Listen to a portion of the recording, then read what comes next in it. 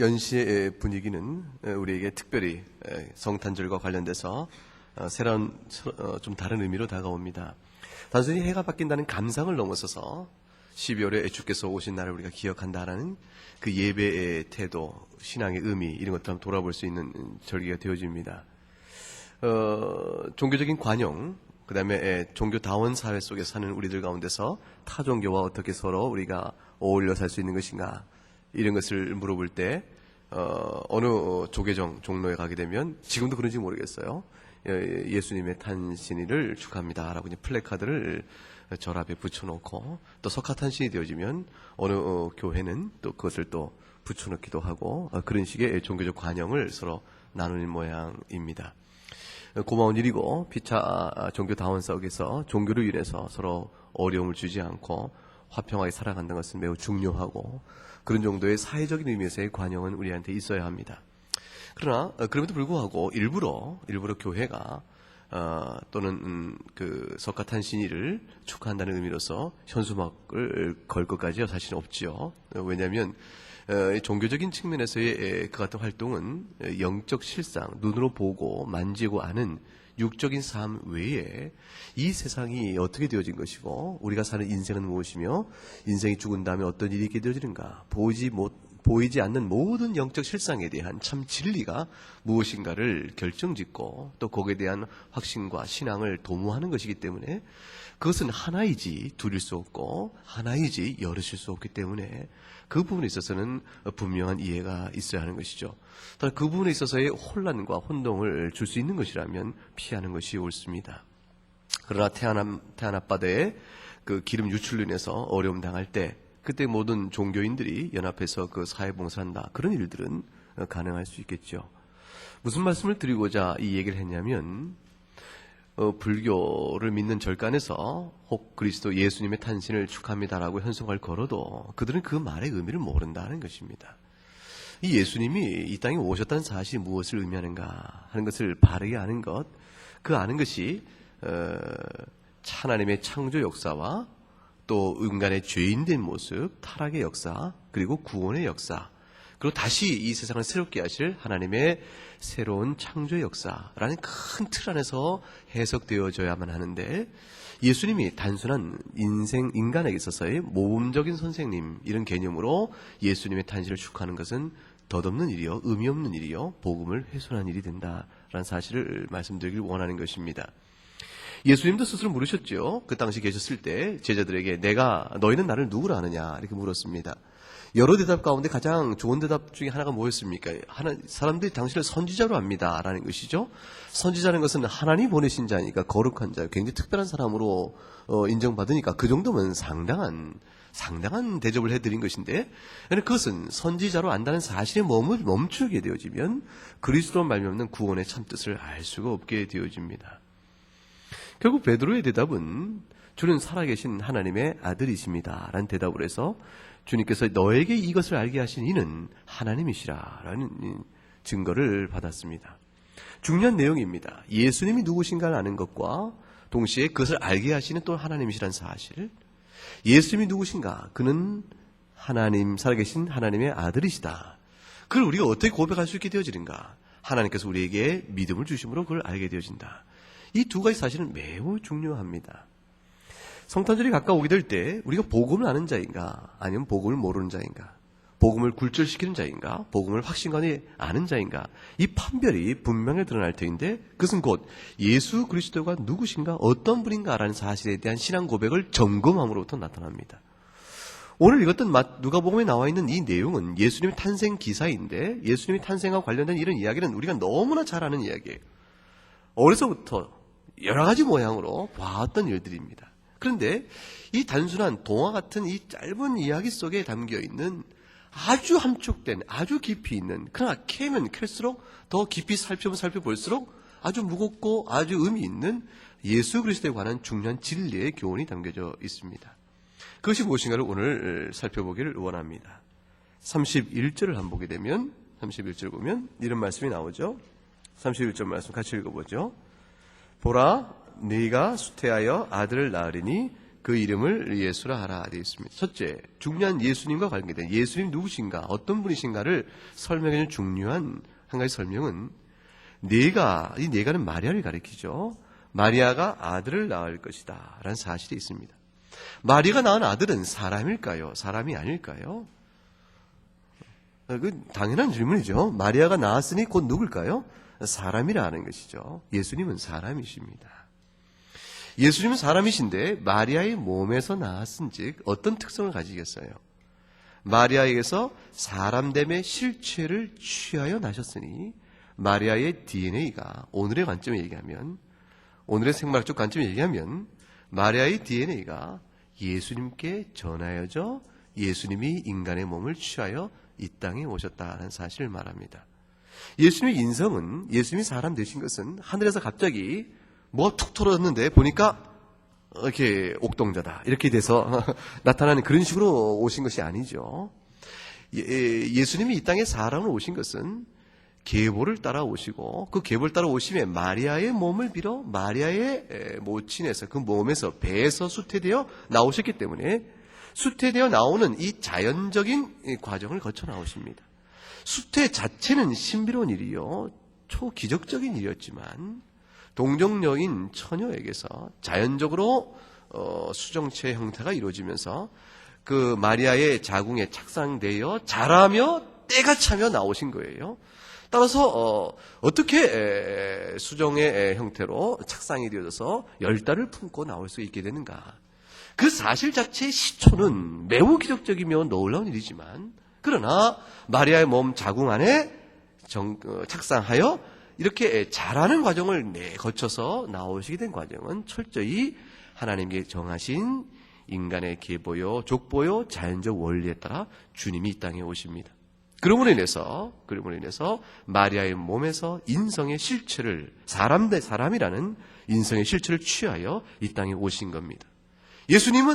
따라서 예수님은 우리와 전혀 다를 바가 없는 완전한 참된 의미의 사람으로 오신 분이라. 이 사실을 31절 말씀에 보라 네가 수태하여 아들을 낳을 것이라, 이 천사의 말씀 속에 담겨져 있습니다. 그런데 35절에 가게 되면 예수님에 관하여 또 다른 어떤 특별한 표현이 나옵니다. 35절을 읽어볼까요? 시작. 천사가 대답하여 가로되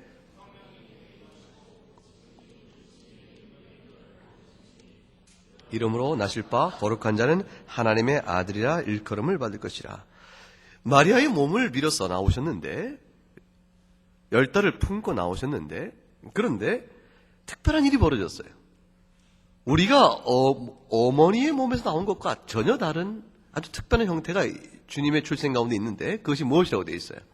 성령이 임하였고, 마리아에게 임하였고, 지극히 높으신 능력, 곧 하나님의 능력, 성령의 능력이 마리아를 감아 덮어버림으로 인해서, 그러므로 너의 몸에서, 너의 태에서 나올 자는 거룩한 자라 하게 되어 있습니다. 그는 거룩한 자요, 따라서 하나님의 아들이라 이렇게 되어 있습니다. 이 거룩한 자라는 말은 예사로운 표현이 아닙니다. 인간 가운데 참 거룩을 말할 자가 없고, 인간은 다 죄인이기 때문에 하나님 앞에서 그 존전에서 거룩을 칭할 자가 없습니다. 근데 천사 가브리엘이 네 몸의 날짜가 거룩한 자라고 말하는 것은 가브리엘도 범접치 못할 신성적 지위와 상태를 표현한 말이에요. 따라서 네 몸에서 날짜는 거룩한 자의 곧 신성을 지닌 분이요, 그가 곧 하나님의 아들로서 오신 분이다, 이렇게 얘기하고 있습니다. 그는 참 사람이셨지만 35절의 증거 속에서 그가 또한 참 하나님이심을 말해주고 있습니다. 가브리엘이 전한 이 메시지 속에 담겨있는 이 함축적인 의미가, 신학적 의미가 얼마나 큰 것인가 생각해 보세요. 이해가 안 가는 일입니다.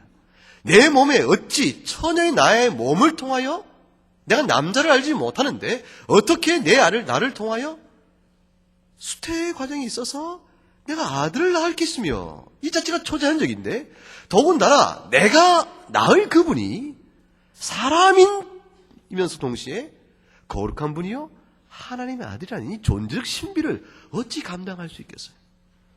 마리아로서는 이해할 수 없는 일이었습니다. 마리아가 이 사실을 인정하는 것은 오직 한 가지 한 가지 경로를 통해서 인정할 수 있습니다. 그것이 무엇이죠? 믿음입니다. 믿음입니다. 그래서 38절에 마리아 가로되 주의 계집종이니 말씀대로 내게 이루어질 것입니다. 주께서 말씀으로 천지를 창조하신 분이요. 태초에 하나님께서 천지를 창조하시니라. 그 천지를 창조한 하나님이시오매 저로서는 이해할 수 없는 일이요. 저로서는 해득할 수 없는 일이지만 주의 말씀대로 내게 이룰 것입니다라고 믿음으로 이 사실을 받습니다. 여러분, 예수님께서 마리아의 몸에 이 잉태되어지는 이 과정에 대한 이 짧은 표현은 이것은 매우 신비롭지만 이 신비로운 표현이 갑자기 주어진 것이 아니고 이미 예언되어 있던 말의 성취로 오는 것입니다. 주님이 이 땅에 오시는 일은 창세기로부터 계시록까지 전 성경이 예수 그리스도 그분에 관한 글이기 때문에 주님께서 어떻게 오실 것이며 왜 오실 것이며 오신 그분이 무엇을 하실 것인가 하는 모든 내용이 성경 전체에 예언되어 있습니다. 따라서 가브리엘의 이 표현은 마리아가 이해할 수 있도록 하기 위한 표현이었습니다. 즉 가브리엘이 준 표현은 무서워 말라 네가 하나님의 은혜를 얻었느니라 네가 수태여 아들을 낳을 것이라. 이 표현 자체가 황당한 말처럼 갑작스레 다가온 일이지만 그러나 마리아가 돌이켜 곱씹어 성경의 말씀을 기억해내면 이미 약속된 예언의 말씀이 내게 이루어지는 것임을 이해할 수 있는 표현들이에요. 여러분 보세요. 32절과 33절 말씀 보세요. 32절 33절 같이 읽어볼까요? 시작. 저가 큰 자가 되고 지극히 높으신 이의 아들이라 일컬을 것이요 주 하나님께서 그 조상 다윗의 위를 저에게 주시리니 영원히 야곱의 집에 왕노를 하실 것이며 그 나라가 무궁하리라. 이 표현을 가만히 보세요. 지극히 높으신 이의 아들이라 일컬을 것이라. 지극히 높으신 이 누구를 가리키겠습니까? 하나님이죠. 하나님의 아들이라 일컬음을 받을 것이요 주 하나님께서 그 조상 다윗의 윗, 그 조상은 누구의 조상을 의미하죠? 이 인성으로 온 이 아들의 조상을 의미합니다. 그 조상이 누군가? 다윗이라. 다윗의 후계로 자손 온이 사람인데 그 사람이 곧 하나님의 아들이라. 이 아주 신비로운 표현을 사용하면서 다윗의 위를 저해줄 것이라 하는 것은 다윗의 왕권을 주겠다는 것이니 이스라엘의 왕권을 준다는 말의 의미가 무엇인가를 생각하라는 것입니다. 이스라엘의 왕권을 준다는 것은 이 세상 속에서 교회의 머리를 의미하여 교회의 왕권을 의미하는 것이요. 다시 말하면 세상 가운데 택하신 하나님의 백성 중에 왕이 됨을 의미합니다. 이스라엘은 하나님이 택한 언약의 백성을 가리키는 것이죠. 따라서 참 이스라엘은 구원받은 백성을 가리킵니다. 따라서 다윗의 위를 준다는 것은 하나님이 영원전에 택정하사 자신의 아들로 자신의 백성으로 모으신 모든 하나님의 백성의 왕으로 오실 자이니 그가 바로 메시아라. 그게 바로 다윗의 위에 대한 설명입니다. 영원히 야곱의 집에 왕노를 할 것이라. 야곱은 곧 이스라엘 12지파의 족장이니 야곱은 곧 이스라엘을 가리킵니다. 이스라엘 집에 왕노릇 하실 것이라. 그런데 그가 영원할 것이라. 이 왕권은 영원하니 일시로 있다가 사라지는 것이 아니요 영원히 계속될 왕권. 이 표현들은 갑자기 마리아가 전에 듣지 못했던 말씀을 주고 있는 것이 아니고 이미 이 표현들은 하나님께서 그리스도의 오심에 관한 예언적 사실을 계시할 때에 사용했던 그 표현을 그대로 다시 말씀해주고 있는 것입니다. 따라서 마리아가 주의 계집종이오니 말씀대로 이루어질 것이니이다 라고 말했을 때 마리아의 생각 속에는 지금 가브리엘을 통해서 내게 전해진 이 말씀이 주의 말씀은 이룰 것입니다 라는 말뿐만 아니라 이 말씀은 지금 내가 받은 이 말씀은 이미 우리 조상대로부터 주께서 약속하셨던 그 예언의 말씀의 성취로 다가오신 것인즉 내가 돌이켜 주의 말씀을 상고한즉 당신 천사가 내게 준 이 모든 말씀이 과연 주의 말씀이라는 고백과 맞물려 가게 되어집니다. 예수님 오심은 예언, 역사 속의 예언의 말씀입니다. 이 말씀을 좀 더 이해하기 위해서 이사야서 7장을 한번 열어보도록 하십시다. 이사야서 7장, 구약성경 이사야 7장 여러분 보세요. 974쪽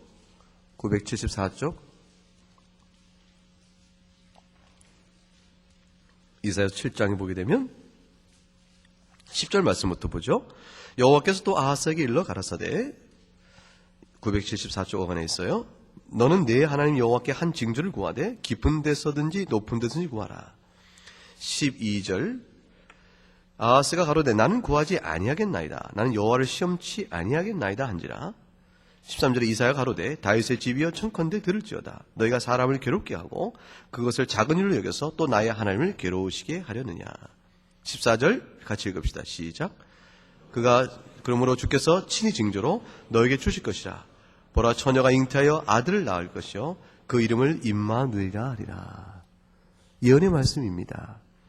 즉 7장 14절에 나와 있는 이 징조와 관련된 처녀가 잉태하여 아들을 낳을 것인 예언, 그리고 그 이름을 임마누엘이라 하는 이 예언의 말씀이 그 앞에 아하스와 이사야의 대화의 배경 가운데 주어진 것인데 그 배경을 논하는 것은 지금 이 시간에는 피하도록 하겠습니다. 그러나 중량 14절 말씀 보세요. 즉 처녀가 잉태하여 아들을 낳을 것이요. 이 말씀의 예언의 성취가 지금 가브리엘이 마리아에게 나타나서 하는 말씀이 뭡니까? 네가 잉태하여 아들을 낳을 것이라. 이 말을 할 때 이 예언의 말씀이 1차적으로 그대로 마리아에게 적용하여 다시 하신 말씀이에요. 마리아여 이사야가 일컬은 대로 처녀가 잉태하여 아들을 낳을 것이라 주께서 징조를 주신다고 말씀하셨는데 그 징조의 내용이 그 실체가 이제 너에게 임하였느니라. 그리고 그 이름을 임마누엘이라 하리라 하셨는데 그 이름을 예수라 하라. 그리고 그 예수는 곧 임마누엘이라. 이렇게 연결돼가는 흐름을 보세요. 이름을 예수라 하는 것은 나의 백성을 구원할 자라는 뜻인데 자기 백성을 구원할 자는 구세주라는 뜻이 바로 예수라는 말씀의 뜻인데 임마누엘은 하나님이 우리와 함께 하시니 에덴으로부터 떠나가신 에덴으로부터 소외된 죄로 인해서 하나님과 우리 사이에 막혀진 그 담을 헐어버리고 그 가운데 우리를 하나님과 동거하는 놀라운 구원의 복을 이끄실 자 그 자가 바로 임마누엘이라 이름을 갖게 될 것이라 하셨으니 그가 바로 예수라는 이름과 같은 것입니다. 그럼 마태복음에 오게 되어지면 그 이름을 예수로 하라 또다시 뒤에서 그 이름이 다시 임마누엘 하나님의 평강이 우리와 함께 하신다라는 말로 다시 풀어주고 있습니다. 이사야 7장의 예언의 말씀을 그대로 다시 옮기고 그것이 마리아의 몸에 실천으로 적용되어진 것이에요. 이 아들이 도대체 누구일까? 이 아들이 누구일까? 이사야 선지를 통해서 주었을 때 그 당시 이스라엘 백성에게 아하스 왕과 관련된 어떤 징조의 표시로 이 아들의 의미가 무엇인가를 풀어주는 1차적인 적용이 있지만 그러나 궁극적인 적용은 예수 그리스도한테 이루어지는데 그분이 누구실까에 대한 것은 이사야 9장에 가게 되면 매우 신비로운 표현이 이렇게 나타납니다. 이사야서 9장 6절과 7절을 보세요. 이사야서 9장 6절과 7절 6절 말씀 같이 읽어보겠습니다. 6절 시작. 이는 한 아기가 우리에게 낳았고 한 아들을 우리에게 주신 바 되었는데 그 이름은 기묘자라 모사라 전능하신 하나님이라 영존하시는 아버지라 평강의 왕이라 할 것임이니라. 이 아이가 누군가? 처녀와 잉태에 낳을 그 아들이 어떤 정체를 갖고 있는 사람인가? 그 아들의 정체에 대해서 6절에 이르기를 우리에게 낳고 한 아들을 우리에게 주신 바 되었는데 그 어깨는 정사를 메었으니 그가 바로 왕권을 가진 자라는 뜻이죠. 정사를 메었다는 것은 왕권을 지녔음을 의미합니다. 정치적 권세를 가진 자를 의미하죠. 그 이름은 기묘자이니 매우 신비로운 분이라. 모사라, 그럼 지혜의 왕이라. 이 모사라는 것은 모든 지혜의 주인임을 의미합니다. 그럼 매우 신비로운 분이요. 그가 한 지혜는 매우 비밀스러운 지혜인즉 그가 바로 전능하시는 하나님이 아니시면 누구시며 그가 영원히 계시는 아버지시며 모든 인류에게 평강을 채워줄 왕이시라. 따라서 6절에 나와 있는 전능하신 왕이요 영존한 아버지요 평강의 왕이요 기묘자요 모사요 정사를 메우신 분의 모든 것은 다 우리에게 주신 받은 그 아들 처녀와 잉태할 그 아들이 예사로운 분이 아님을 의미합니다. 처녀의 몸을 태어난 분이 그가 사람이나 그가 어떤 분이냐면 예사롭지 않은 분이 바로 그가 하나님이심을 의미합니다. 그 하나님이 어찌하여 전능하신 하나님께서 영존하신 아버지요 평강의 왕께서 그 신비로운 분이요 모든 지혜의 왕이신 그분께서 어찌하여 처녀의 몸을 통하여 이 땅에 오시는가? 무엇 때문에 오시는가? 그 와서 하실 일이 무엇인가? 그에 대한 이야기가 7절에 나와 있습니다. 7절 읽어보죠. 9장 7절 시작. 그 정사와 평강의 더함이 무궁하며 또 다윗의 위에 앉아서 그 나라를 굳게 세우고 자금 이후 영원토록 공평과 정의로 그것을 보존할 것이라. 만군의 여호와의 열심히 이를 이루시리라. 그가 와서 하시는 일은 왕권을 가지고 평강을 이루시는 일이요, 다윗의 위에 앉는다 하셨으니 교회의 머리로서 이스라엘 왕으로서 하나님 나라를 굳게 세우고 그 하나님 나라의 공평과 정의가 충만히 이르도록 하실 것이라. 그것이 그가 와서 하실 일이라. 다윗의 후손으로 오셔서 교회의 머리가 되시는 일, 그 바로 그가 와서 하실 일이라. 그 일을 위하여 하나님이 마리아의 몸을 빌어 예사롭지 않은 인성을 취하시고 사람이 되셨다. 이것을 믿겠느냐? 이것을 네가 믿느냐? 이것이 복음의 실체입니다. 이것이 복음의 실체입니다. 이 모든 일은 사람이 이해할 수 있는 일이 아니요, 사람이 할 수 있는 일이 아니기 때문에 7절 맨 마지막에 만군의 여호와의 열심히 일을 이루실 것이라 했습니다. 오직 하나님께서 영원히 작정하신 그의 뜻대로 인간의 타락을 미리 하시는 주님께서 타락한 인간을 영원한 진노 아래 가둬버리지 아니하시고 이들을 구원하고자 하는 선한 뜻을 마음에 품으시고 그 작정하셨으니 그 작정이 무엇입니까? 그가 친히 사람이 되심으로 우리를 구원하시는 일이었습니다. 구원의 방편이 어떻게 이루어지는 방편이었습니까? 죄의 용서입니다. 죄를 어떻게 용서할 수 있습니까? 모든 형벌을 친히 받으심으로 그 일을 이루어 가십니다. 그 일을 이루어 가심이 이사야 53장입니다. 보세요. 이사야 53장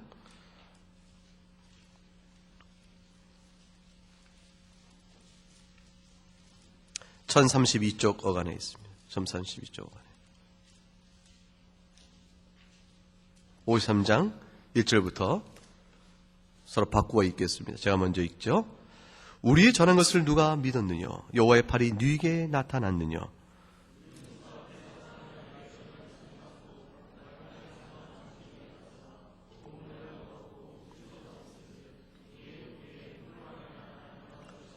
그는 멸시를 받아서 사람에게 실어버린 바 되었으며 간고를 많이 겪었으며 질고를 아는 자라. 마치 사람들에게 얼굴을 가리우고 보지 않음을 받는 자 같아서 멸시를 당하였고 우리도 그를 귀히 여기지 아니하였도다.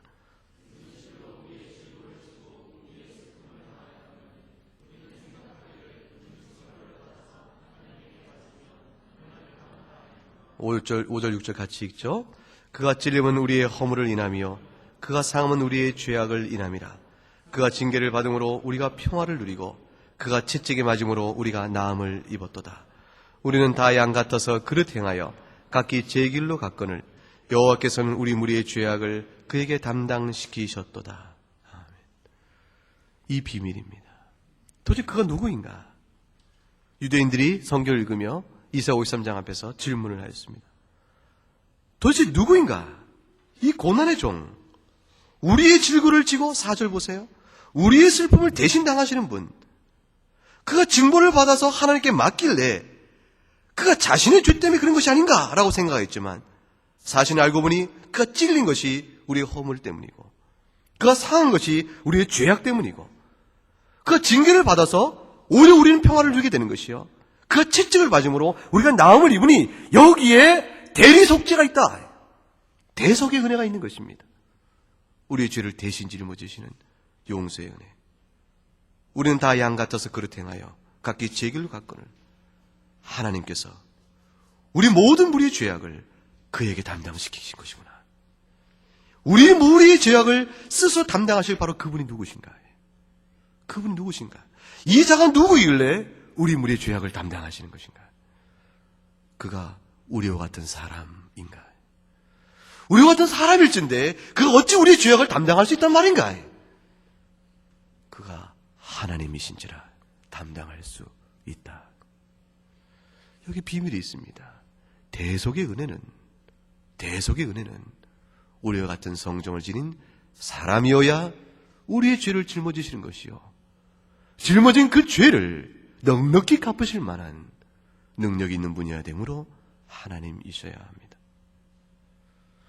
주님께서 처녀가 잉태의 아들을 낳을 것이라 말씀하신 그분, 그분은 영원토록 다윗의 위를 누리실 바로 그분, 그분이 바로 왜 하나님이시면서 이 땅에 오시는가? 대속의 속죄를 위한 것입니다. 여러분의 죄를 위한 것입니다. 흔히들 이런 말 합니다.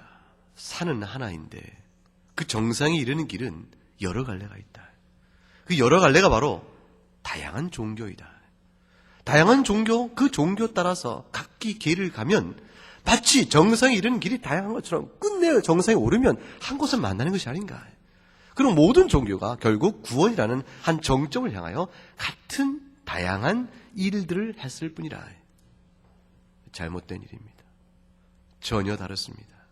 구원은 참 사람이며 참 하나님이신 그분에 의한 대리 속죄 외에는 길이 없습니다. 우리 가운데 혹 착한 사람이 있을 수 있습니다. 우리 가운데 혹 건강하고 맑은 마음으로 노력하며 사는 성실한 사람이 있을 수 있습니다. 예수님을 모르지만 청맹리도 있는 것이요. 양심에 따라 사는 인격의 도야를 하는 사람도 있을 수 있습니다. 그 모든 것에 불구하고 구원은 없습니다. 왜 그러겠습니까? 인간이 본성상 죄를 피할 수 없기 때문에 그렇습니다. 여러분 스스로 여러분을 돌이켜보시면 압니다. 여러분이 썩 괜찮은 사람일 겁니다. 여러분은 흉악범이 아니고 여러분은 큰 죄를 짓지 않은 평범한 소시민이잖아요. 여러분을 의인하고 내세우고 싶은 마음은 없어요. 그리고 여러분이 그렇게 악인으로 대표되는 사람은 아닐 겁니다. 여러분 돌이켜보게 되면 평범하면서 일상생활 속에서 교양과 양심껏 살아온 사람들일 겁니다. 여러분이 아마도 이상 사람 가운데서 평균 이상일지 모르겠어요. 그러니까 여러분 스스로 여러분은 인정하는 바가 있지 않습니까? 여러분은 죄인입니다. 저는 죄인입니다. 이 세상 모든 사람은 죄인한 사실을 우리는 압니다. 하나님의 의에 이룰 수 없는 죄인들. 우리 가운데 일정한 범위의 선은 구원에 합당한 선이지 못합니다. 구원의 길은 오직 대리 속죄에 있습니다. 대속의 짐을 짊어질 분은 오직 한 분입니다. 참 사람이며 참 하나님이어야 합니다. 오늘 그 누가복음 1장에 나와 있는 이 단순한 짧은 사실 속에서 가브리엘은 마리아에게 네가 아들을 낳을 것이라는 이 사실을 전해준 것을 넘어서서 네가 아들을 낳을 것이니 네 아들은 너와 같은 사람일 것이나 그러나 그가 누구인가? 거룩한 자요 하나님의 아들이시니라. 놀라운 수태고지를 하였습니다. 참 사람이며 참 하나님이신 예수 그리스도를 말씀한 것입니다.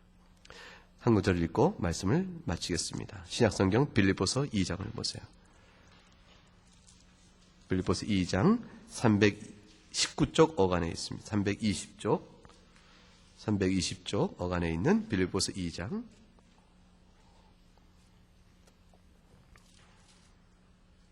6절에서 11절까지 말씀. 6절 11절 같이 읽읍시다. 시작. 그는 근본 하나님의 본체시나 하나님과 동등됨을 취할 것으로 여기지 아니하시고 오히려 자기를 비어 종의 형체를 가져 사람들과 같이 되었고 사람의 모양으로 나타나셨음에 자기를 낮추시고 죽기까지 복종하셨으니 곧 십자가에 죽으심이라. 이러므로 하나님이 그를 지극히 높여 모든 이름 위에 뛰어난 이름을 주사 하늘에 있는 자들과 땅에 있는 자들과 땅 아래에 있는 자들로 모든 무릎을 예수의 이름에 꿇게 하시고 모든 입으로 예수 그리스도를 주라 시인하여 하나님 아버지께 영광을 돌리게 하셨느니라. 아멘. 이것을 믿는 자가 복음을 믿는 자입니다. 이것을 믿는 자가 구원을 받습니다. 예수는 4대 성인 가운데 한 사람이 아닙니다. 여러분과 나와 같은 사람을 오셨으나 그는 또한 하나님이십니다. 예수님이 참 사람이며 참 하나님을 믿는 것, 그것이 바로 성탄의 기쁨이요 행복이요 평강이요 위로요 은혜가 되어집니다. 이것을 믿는 자가 구원을 받습니다. 왜냐하면 그분에게만 우리의 죄를 대신 짊어지시는 대리 속죄의 은혜가 있을 수 있기 때문입니다. 기도하겠습니다. 하나님 아버지 감사합니다. 주님께서 이 땅에 오셨던 놀라운 일들을 생각하며 하나님께서 베푸셨던 귀한 말씀의 신비를 생각합니다. 마리아의 몸에 나셨으나 하나님이신 놀라운 신비, 실로 마리아의 몸에서 참 인성을 취하셨으나 성부와 성자와 성령께서 삼위일체 하나님 가운데서 성자 하나님께서 그 인성을 취하신 분이시기에 인성을 취하신 나사렛 예수가 곧 하나님이심을 믿는 이 믿음의 눈을 우리에게 주심을 감사합나이다. 천사 가브리엘이 마리아에게 고한 이 수태 고지 속에서 담기는 말씀의 신비를 바라보며 이 신비가 이미 이사야를 통해서 예언된 말씀의 성취인 것을 우리가 성경을 통해 확인할 싸움에 이것이 우리 심령 속에 깊이 각인되어지고 이 거짓이 판치고 또 진리가 혼탁해 된 이 시대 속에서 오직 예수 그리스도만이 대속의 위로를 주시고 은혜를 베푸시는 영원한 구주이심을 굳게 믿고 영원한 생명으로 나가는 이곳에 모으신 청년들이 되게 하여 주시옵소서. 감사하고 예수님 이름으로 기도 올려옵나이다. 아멘.